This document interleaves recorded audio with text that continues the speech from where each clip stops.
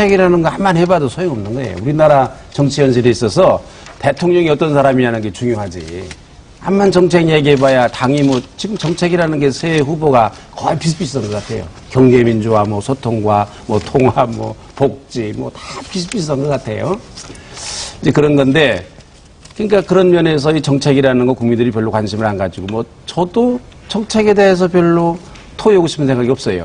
왜 없느냐? 저거 해봐야 아무 소용없다. 어? 참 우리나라의 정치 현실에 있어서 대통령이 누가 되느냐는 게 참 중요하거든요. 예. 어떤 사람이 대통령이 되느냐?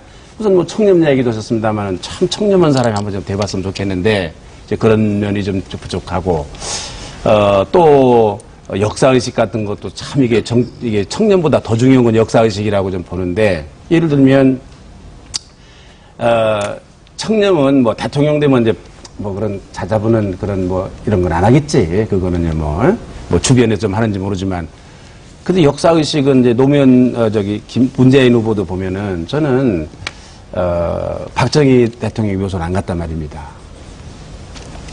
이거는 이게 지금 뭐 성 기자님이나 여러분들 지금 말씀하시기를 모든 정부가 공과가 있다면서요.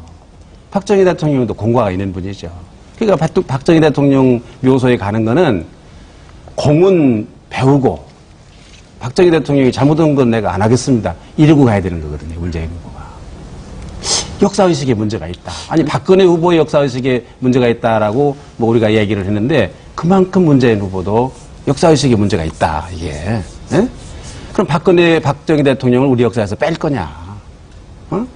나는 이런 문제도 굉장히 중요한 문제고 물론 이 청렴 이 문제는 상당히 제도적으로 좀 앞으로 좀 보완할 필요가 좀 있다고 생각. 개인의 문제가 아니라 제도적으로 좀 보완할 필요가 있다고 생각합니다. 지금 이제 그 시간을 정리될 시점에 왔기 때문에 다섯 분께 한 번씩만 기회를 드릴 시간밖에 안 남은 것 같습니다. 먼저 선 기자님께 그 기회를 드리도록 하겠습니다.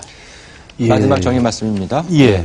저는 그 새 후보가 다 지금 경제민주화, 복지, 남북관계 개선 이런 얘기들을 하고 있는데요.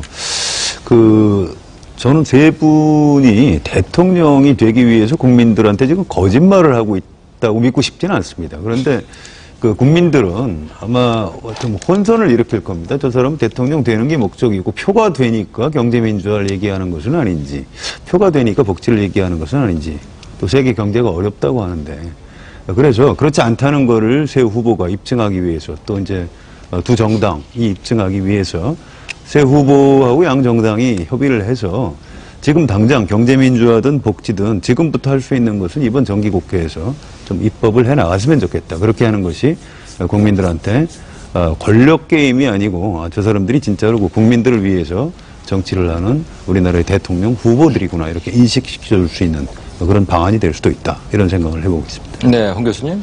예, 저는 지금 현재 어쨌든 독립운동에서부터 시작해서 저는 아까도 모두에 말씀드렸지만 대한민국 건국 원년은 1919년 3월 3일 운동으로 우리 국민 모두가 국가를 갖다가 새로운 근대 국가를 근대 독립국가를 세우기로 결정한 그때가 저는 건국 원년이라고 생각하는데요.